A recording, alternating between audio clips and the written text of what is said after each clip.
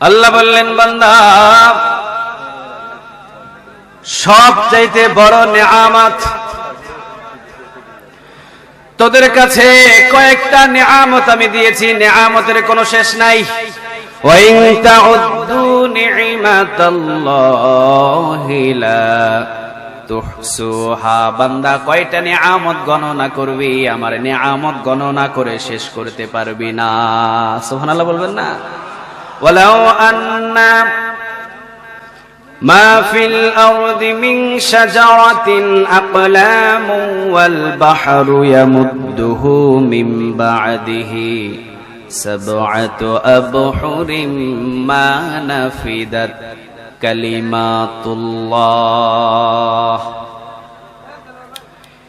পৃথিবীর সমস্ত গাছগুলোরে যদি কলম বানিয়ে দাও,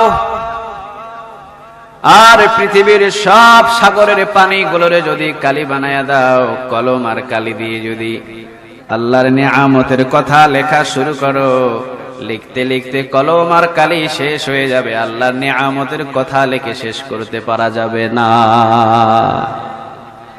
আল্লাহ বললেন, সবচাইতে বড় বড় নিয়ামতের ভিতরে সর্বপ্রথম নিয়ামত হলো 30 পারা কোরআন। এই 30 পারা কোরআন আমি কোন উম্মতের কাছে পাঠাই নাই, বান্দা তোদের কাছে দিয়েছি।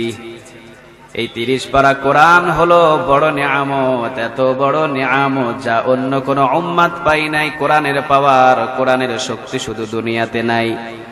কোরআনের পাওয়ার, কোরআনের শক্তি শুধু দুনিয়ার ভিতরে নাই। কোরআনের পাওয়ার, কোরআনের শক্তি এমন একটা জায়গা পর্যন্ত পৃথিবীর কোন কিতাব মানুষের জান্নাত পর্যন্ত ঠেলে নিয়ে যেতে পারে না, কিন্তু 30 পারা কোরআন মানুষকে ঠেলে ঠেলে আল্লাহর জান্নাতের গেট পর্যন্ত নিয়ে যেতে চায়। আপনি মারা যাবেন, ইকরাউল কোরআন ফাইন্নাহু ইয়াতি শাফিয়াল আসহাবিহি ইয়াউমাল কিয়ামাহ। যারা নাকি দুনিয়ার ভিতরে কোরআনটাকে তেলাওয়াত করবে, কোরআন দিয়ে নিজের জীবনটারে পরিচালনা করবে, কোরআনের হালাল হারাম মেনে চলবে, কিয়ামতের দিন কোরআনটা সুপারিশ করে আপনাকে আল্লাহর জান্নাতে নিয়ে যাবে। সুবহানাল্লাহ বলতে পারলেন না? এই নিয়ামতটা কার? একটা আওয়াজ দিয়ে বলা যায় না কার? আল্লাহ বললেন, নিয়ামত কোরআন। দ্বিতীয় নম্বরে নিয়ামত আমার রাসূল। সুবহানাল্লাহ বলেন। আমাদের রাসূল হলো আমাদের জন্য নিয়ামত। তিনি এমন রাসূল, আল্লাহর বন্ধু। কিয়ামতের দিন সবাই বলবে, ইয়া নাফসি ইয়া নাফসি। আর সব নবীদের জবান থেকে শুধু ইয়া নাফসি, বিশ্ব নবীর জবান থেকে ইয়া উম্মতি। ধৈর্যের দিক দিয়ে কয় নাম্বার? আওয়াজ দিয়ে বলেন। সৌন্দর্যের দিক দিয়ে কয় নাম্বার? চরিত্রের দিক দিয়ে কয় নাম্বার?